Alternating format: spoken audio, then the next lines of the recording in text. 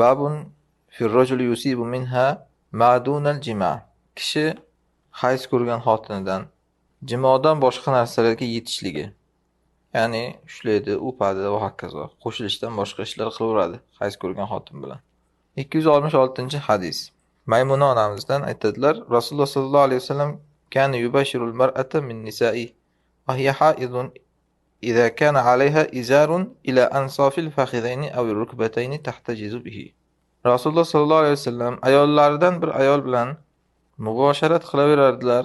U hayz ko'rgan holida ham agar ayolda izor bo'lsa, sonlarining yarmigacha yoki tizzasini u bilan to'silgan bo'lsa, ya'ni ayol kishi mana hayz ko'rgan holda ham agar u sonini yarmigacha yoki tizzasini yarmigacha to'silgan bo'lsa kiyim bilan, ya'ni yopilingan bo'lsa, u bilan mubosharat qilaveradi. Mubosharat degani teginish, ushlash va hokazo.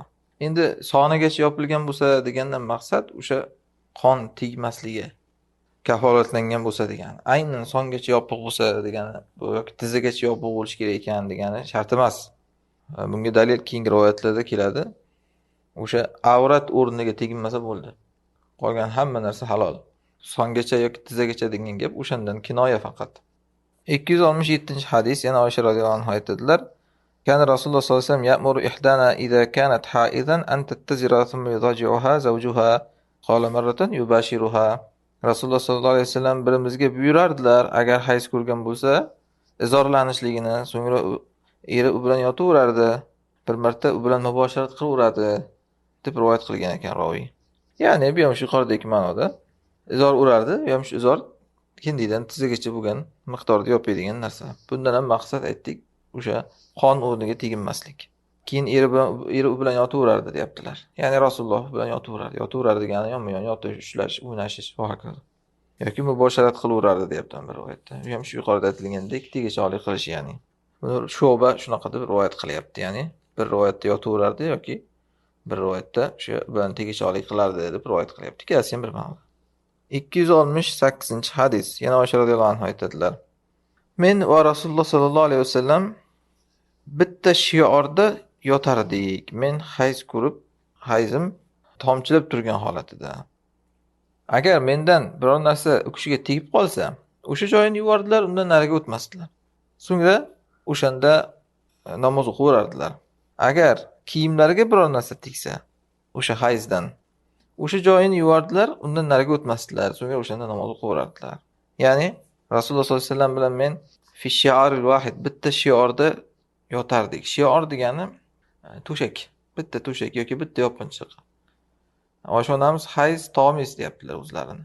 Hayz degani, tomiz degani ikkalasi bir-biriga yaqin ma'no aslida. Maqsad hayz kelib turgan holatida degani, ya'ni hayz to'xtab qolgan holat emas. Agar o'sha hayzlardan biron narsa Rasulullohga tegib qolsa, o'sha joyini o'zini yuvib qo'yar ekanlar va boshqa nariga o'tmas ekanlar. Ya'ni butun g'usl qilib chiqish shart emas. O'sha qon tegib qolgan joyda o'zinigina yuvardilar. Va keyin sollafihi, o'shanda namoz o'qiveradilar degani harga yopinchiqda, ya'ni. Agar kiyimlariga biror narsa tegib qolsa ham o'sha teggan joyini yuvarkanlar, undan nariga o'tmas ekanlar, o'sha kiyimlarda ham namoz o'qiverar ekanlar. Ya'ni butun kiyimni boshdan oxirigacha yuvib chiqish yoki yopinchiqni boshdan oxirigacha yuvib chiqish shart emas. O'sha joyini o'zi yuvib qo'ysa bo'ldi. 269-hadis. Umora ibn G'urob aytadi. U kishining bir ammasi aytib bergan ekan. O'sha ayol Oysha radhiyallohu anhodan so'ragan ekan. Birimiz hayz ko'radi. Uni erini o'zi bitta to'shagi bor. Oysha onamiz shunda aytgan ekanlar: Men senga Rasululloh sollallohu alayhi vasallam qilgan ishni xabar qilaman. Bir kun kirdilarda masjidlarga o'tib ketdilar. Abu Dovud aytadilar, ya'ni uylarining masjidlariga. Keyin mening ko'zim menga g'olib kelguniga qadar namozdan burilmadilar. Sovuq u kishini og'ritgach, menga yaqinlash dedilar. Men hayzman dedim. Aytdilarki, va in ikshifi an fakhizak. Agarchi dedilar, sonlaringni och dedilar. Fakashaftu fakhidayya, sonlarimni ochdim. Fawada'a khaddahu wa sadrahu ala fakhidi. Mening sonimga yuzlari va ko'kslarini ingishtirdilar. Va hanaytu alay, men Rasulullohga ingishtim, hatta dafi'a va nam isib uxlab qoldilar. Ya'ni mana o'sha Umorat ibn G'urobning ammasi Oysha onamizdan savol so'rayapti. Birimiz hayz ko'rgan paytda u ayol bilan u erini O'zi bitta to'shagi bo'lsa, ikkalasi o'sha hayz paytida bitta to'shakda yotsa bo'laveradimi deb so'rayapti-da.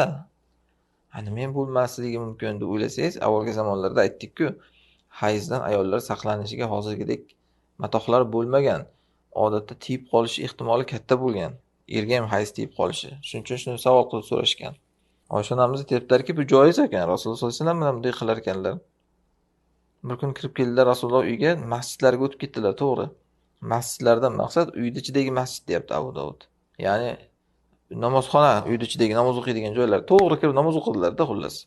Keyin namozdan burilmadilar. Ya'ni o'qiverdilar, hatto Oysha onamiz ko'zlari g'olib kelib uxlab qoldilar. Keyin Rasulullohni sovuq og'ritdi degani, ya'ni sovqotdilar. Qishki kuni bo'lgan ekanda demak. Keyin menga yaqinlashdilar. Oysha onamiz o'yladilarki, men hayzman. Rasulullohning yonida tursam bo'lmasa kerak deb o'ylaganlar-da. Shuning uchun men hayzman deyaptilar. Rasululloh va agarchi bo'lsa ham. Va agarchi degani, agarchi hayz bo'lsang ham, ya'ni kelaver deganlar. Soningni och dedilar. Nima qiladilar sonlarini ochib? Rasululloh yuzlarini va ko'ksilarini qo'yib sonlariga Oysha onamizni isinyaptilar. Ya'ni ikki sonlarini olasiga olib, Oysha onamiz Rasululloh sollallohu alayhi vasallamni isityaptilar. Engishdim deyaptilar, ya'ni isitish uchun Rasulullohni. Keyin isib uxladilar deyapti. Maqsad mana Rasululloh hech qachon bu hayz ko'rgan ayoldan jirkanmaganlar. Shunday uni sonini orasiga qarang, qanaqangi yaqin bu. Shuning uchun ham yuqorida aytdik-ku, izorini o'rab olardi, keyin yotardi degan gapdan ham maqsad o'sha jimo qilmaslik faqat. Tizzasigacha, sonigacha yopilardi degan gapdan ham maqsad jimo qilmaslik. Asli tizzasi ham, soni ham halol kerak bo'lsa, mana sonining orasida Oysha onamizni Rasululloh sollallohu alayhi vasallam isinyaptilar. Endi to'g'ri, bu hadis isnodi zaif, ammo uni boshqa rivoyatlar ham quvvatlagani uchun Abu Dovud keltirdilar va bunga sukut qildilar. Bu amalga olinsa bo'ladigan rivoyat demak. 270-hadis.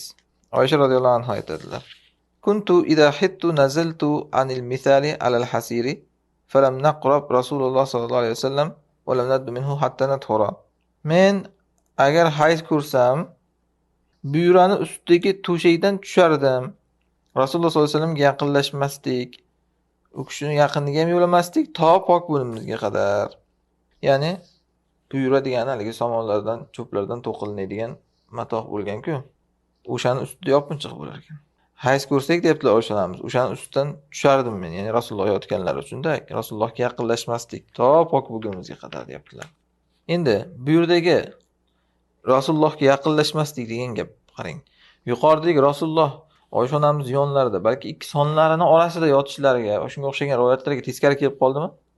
Shuning uchun bu rivoyatni ikki xil sharhlashgan ulamolar. Birinchisi, Rasulullohga yaqinlashmaslik degandan maqsad jimodan kinoya. Ya'ni yonda yotmaslik emas. Ikkinchisi, bu avvalda bo'lgan, keyinchalik bekor qilingan bu hukm. Rasululloh sollallohu alayhi vasallam yonlarida ham yotaverishgan. Boshqalarga ham tegishli bu gap. Ya'ni joiz. Shuning uchun bu rivoyat zaif deyishgan. Bu rivoyat o'zi zaif. 271-hadis. Ikrima Nabiy sallallohu alayhi vasallam ayollarining ba'zilaridan rivoyat qiladilar. Nabiy sallallohu alayhi vasallam kan idza arada min al-haid shay'an alqa ala farjiha thawban. Nabiy sallallohu alayhi vasallam agar hayz ko'rgan ayoldan biror narsani istasalar, u ayolning farjiga bir kiyim tashlab qo'yardilar. Ya'ni hayz ko'rgan ayoldan boshqa narsani istasalar, jimodan boshqa narsani, ushlash, o'pish nima bo'lsa ham, farjiga bir kiyim tashlab qo'yadilar bo'ldi deyapti. Mana shu rivoyatdan yuqoridagi gaplarimizga dalil, ya'ni ikki son ham, tiza ham asli halol. Shu qon o'rni o'shanga tegmasangiz bo'ldi.